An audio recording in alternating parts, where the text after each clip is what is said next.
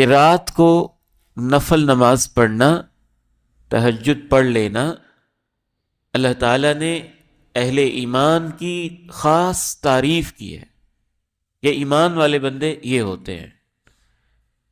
تتجافى جنوبهم عن المضاجع يدعون ربهم خوفا وطمعا ومما رزقناهم ينفقون۔